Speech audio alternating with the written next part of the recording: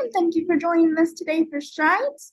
I'm Addie, your hostess, and today we have with us Miss Nicole Demas. Thank you for joining us, Nicole.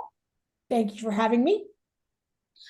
So just to begin, share with us a little bit of your background, such as where you grew up, if you're located somewhere differently now, anything you feel comfortable sharing about your career and your disability.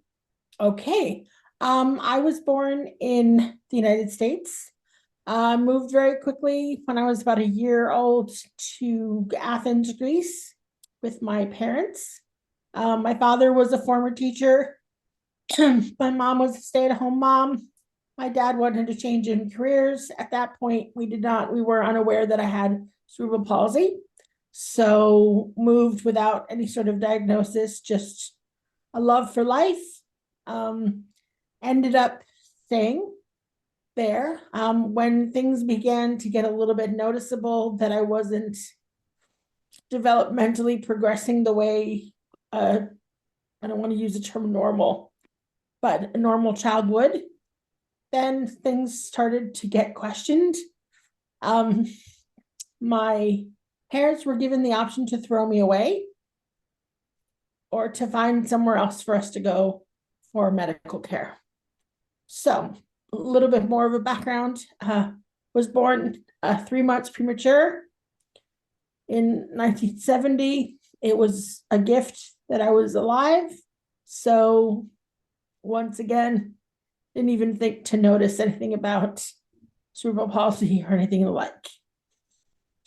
We decided to stay overseas. I started going to school, went to an international school.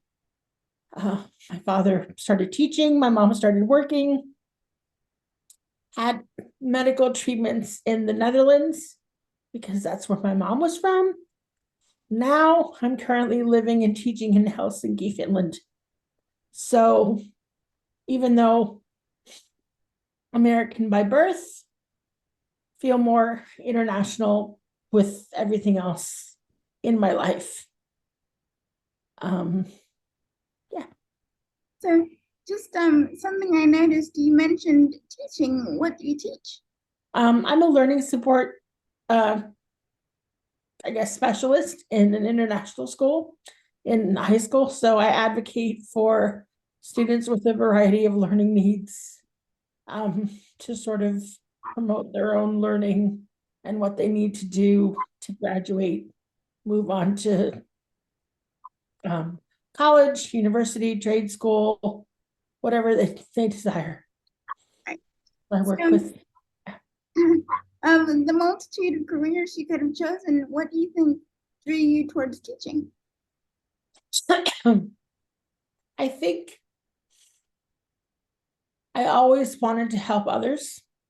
I think seeing my father enjoy his teaching career and wanting that sort of same kind of joy led me to do that. And I felt like because of my own experiences, even though I kept them really, really hidden, felt like I could have a connection with the students that I could serve. So if I was going to say to them, oh, I understand what you're feeling, it was the truth.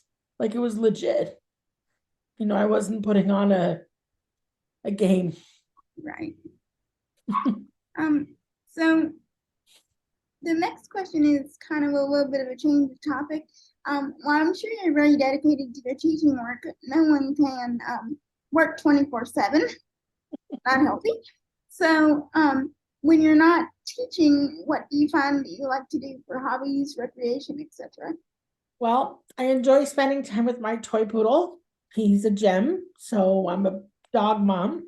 I love hanging out with my friends, playing board games, Scrabble, Miss Monopoly, chilling out, having a glass of wine, having dinner parties, cooking, baking, singing, reading, traveling, although haven't been able to do very much of that, but basically being of Greek descent, my house is always open to everybody. So I love to entertain.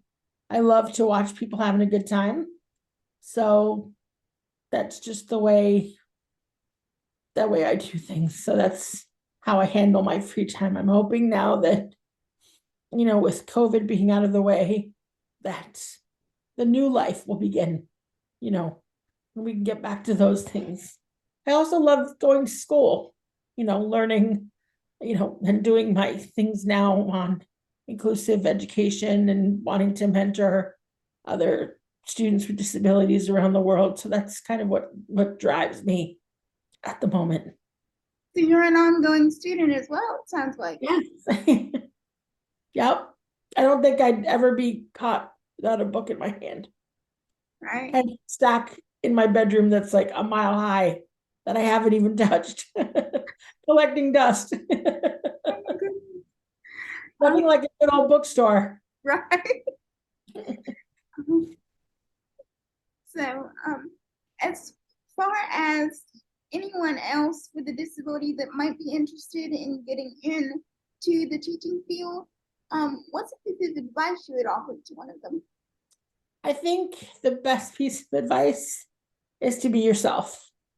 Be yourself, be true to your story, and just tell them why you enjoy being a teacher, and that being a teacher is more than just you sitting in a wheelchair or you having a non-visible disability.